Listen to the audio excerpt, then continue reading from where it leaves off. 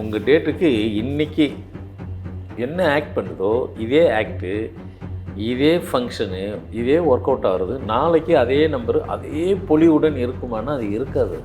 ஒரு உள்ளுக்குள்ளே ஏதோ ஒரு இந்த கிரகம் உள்ளுக்குள்ளே சுற்றுற மாதிரி ஒவ்வொரு நம்பரும் உள்ளுக்குள்ளேயே உங்களுக்கு வந்துட்டு அந்த பவர் வந்துட்டு ஒவ்வொரு நாளில் ஒவ்வொரு ஆக்டு காட்டுது. அது ஆக்டு வெவ்வேறு விதத்தில் காமிக்கும்பொழுது தான் மனிதர்களாகிய நாமளும் ஒரு நாளைக்கு ஒரு ஆக்டு காட்டுறோம். அதனால் பேச்சுங்கிறது சாதாரணம் எடுத்துக்காதீங்க. அது அத்தனையும் பெரட்டி போட்டு அதுக்கு காரணம் நீங்கள் வைத்திருக்கிற எண்கள் தான். ஆமாம், ஏஜ் கூட பார்க்க மாட்டோம். சில பேருக்கு அது சரியாக வரலன்னா அந்த டேட்டுக்கு அந்த நம்பரும் சரியாக வரலன்னா முழுசாக மாற்றிடுவேன். உங்களை காம்ப்ரமைஸ் பண்ணி அனுப்புறதுல என்ன இருக்குது? அது திருப்தின்னு எப்படி ஆயிடும்? வணக்கம். ஃபார்மட் நியூமராலஜி, உங்கள் மகா தண்டசேகர் ராஜா. எண்களை பற்றி அதனுடைய சாராம்சம், அதுக்குள்ளே இருக்கிற ரகசியத்திலும் உங்களுக்கு ஒவ்வொரு நிகழ்ச்சியிலையும் புதுசாக கொடுத்து கொண்டே தான் இருக்கிறது. ஒரு எண் இருக்கிறது, அந்த எண் என்ன ஒரு பிறந்த தேதி அவங்க தானே. அந்த எண் இன்றைக்கி வேலை செய்யுது. நமக்கு பிறந்த தேதின்னு ஒன்று இருக்குது. ஒருத்தர் உதாரணத்துக்கு ஒருத்தர் பிறந்த தேதி என்ன சொல்லலாம், 14ஆம் தேதின்னு வச்சுக்கிறீங்களேன். இந்த 14ஆம் தேதி இன்றைக்கி என்ன இருக்கோ நாளைக்கும் அதே வைப்ரேஷனில் தான் நாளைக்கு அது வேலை செய்யுமா அப்படின்ட்டு எடுத்தால் அது வேலை செய்யாது. அதுக்குள்ளே நாளைக்கு வேறு நம்பர் வேறு வைப்ரேஷன் உள்ளே நுழைஞ்சி அது வேறு மாதிரி ரியாக்ட் பண்ணும். இன்றைக்கி செய்கிற வைப்ரேஷனு ஒரு நம்பர் அவங்க பிறந்த தேதிக்கு, நான் 14 சும்மா சொன்னேன். நீங்கள் ஒரு உதாரணத்துக்கு சும்மானா ஒரு உதாரணத்துக்காக சொல்லப்பட்டது.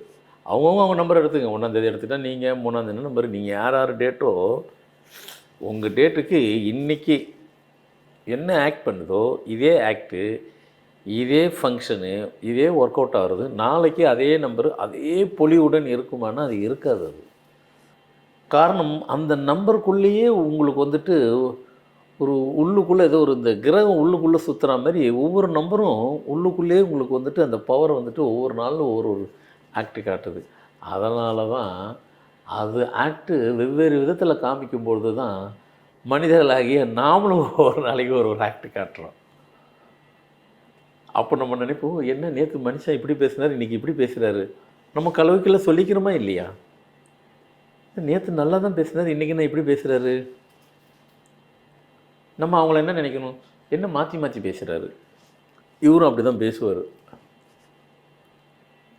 ஒவ்வொருத்தரும் அப்படி தான் பேசுவாங்க, எல்லாருமே அப்படி தான் பேசுவாங்க. அவங்க பேசுவாங்கன்னு சொல்லலை, அவங்கள அந்த நம்பர் பேச வைக்குது. அப்போது இந்த நம்பரு ஒவ்வொருத்தரை அப்படியே லீட் பண்ண வைக்குது.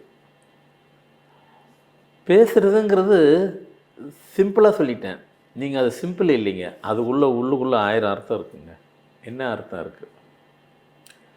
ஒவ்வொரு செயலும் செய்கிறதுக்கு முன்னாடி நாம் பேசுகிறோம். அந்த பேச்சுக்குள்ளே ஒரு அர்த்த துணியோடு பேசணும். அந்த பேச்சுக்குள்ளே ஒரு விஷயத்தோடு பேசும் பொழுது அந்த பேச்சு எடுபடும். அந்த பேச்சுக்கு ஒரு மரியாதை இருக்கும். நம்மளை அறியாமலே சில வார்த்தைகள்லாம் உள்ளே விழுந்துடும். அதுக்கு தான் கான்சியஸ் சப்கான்சியஸ், அந்த சனி சப்ஜெக்டு. ஸோ நம்மளை மீறி எல்லை மீறி அது போதும்.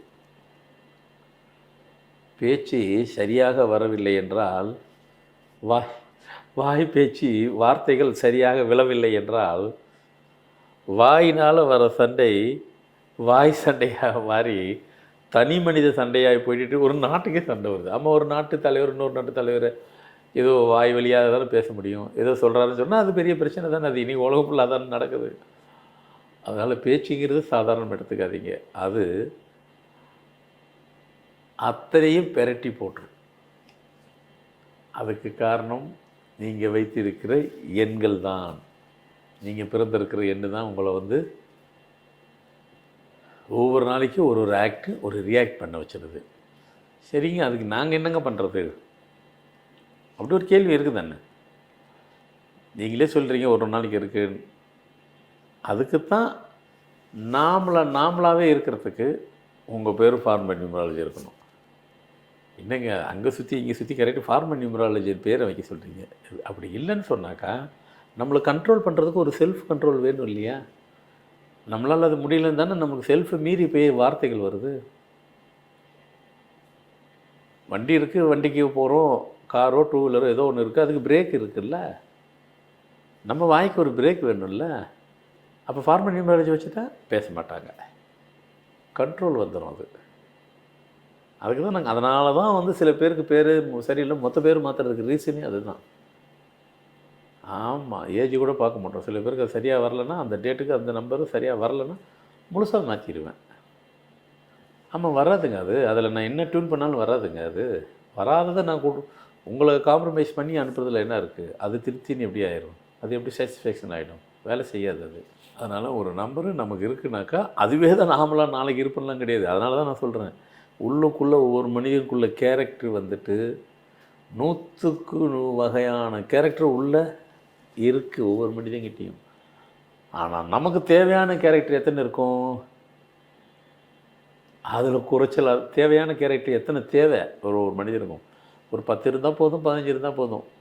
நல்ல விதமான கேரக்டரு, நாம் நல்ல மனிதர், நல்லா பேசுவார், நல்ல உதவி பண்ணுவார், எல்லாத்திட்டும் அன்பாக பேசுவார், இப்படியா அது செய்யும் வார்த்தைகளும் செயலும் ஒரு 10-15 இருந்தால் போதும். அப்போது அவ்வளோதான் தேவை. மீதி எல்லாமே தேவை இல்லாததான் ஒவ்வொரு மனுஷன்கிட்டையும் இருக்குது, எல்லாத்துக்கும் சரி. அப்போ அந்த பேரை வைக்கும் போகும்போது நமக்கு எது தேவையோ அதை தக்க வச்சுக்குது, ரீட்டைன் பண்ணுது. மீதி எல்லாம் வெளியே ஏற்றிடும், உள்ளே சேர்க்காது. அதுக்கு தான் பேர். அதுக்கு தான் உங்களுக்கு பேர் வைக்க சொன்னேன். ஓ, அப்போ இப்போ நீங்கள் ஏற்றுப்பீங்க. ஓ, அதுக்காக தான் பேரா? அதுக்காக தான் பேர். அவ்வளோ பவர் இருக்குது. இப்போ புரிஞ்சிருக்கும். ஓஹோ, நாம் இன்றைக்கி தேதி நம்ம 22ஆம் தேதி பிறந்திருக்கோனாக்கா இன்றைக்கி என்ன வேலை செய்தோ நாளைக்கு அதே வேலை செய்யலாம் நினச்சிடாதீங்க யாருமே.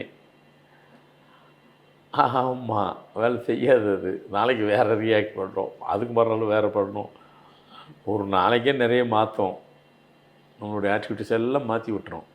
நம்ம ஸ்டெடியாக இருந்தால் தானே நம்மளுடைய செயலாக்கம் ஸ்டெடியாக இருக்கும். அது இருக்க விடாது. பேரை சரியாக வச்சுக்கிற ஸ்டெடியாக இருக்கும். எதுலேயும் உங்களை ஒரு சின்ன விஷயத்துக்கு கூட டிவைட் பண்ண முடியாது, பண்ண விடாது அது. ஸோ இப்போ கொடுத்த தகவல் நிச்சயமாக உங்களுக்கு நல்லா புரிய வந்திருக்கும். ஓ, இவ்வளோ விஷயங்க இருக்கா, அப்போது கன்சிடர் பண்ண வேண்டியது தான் அப்படின்னு பண்ணிவிட்டு பண்ணும்போது அப்படி லைஃப் வரைக்கும் நமக்கு அது நம்மளை வந்து சப்போர்ட்டிங்காக இருக்கும். ஓகே, இன்றைக்கி கொடுக்கப்பட்ட தகவல் அனைத்தும் பயனுள்ளதாக இருக்குன்னு நம்புகிறேன். மீண்டும் புது நிகழ்ச்சியில் புது தகவலோடு நான் சந்திக்க வருகிறேன். நன்றி, வணக்கம்.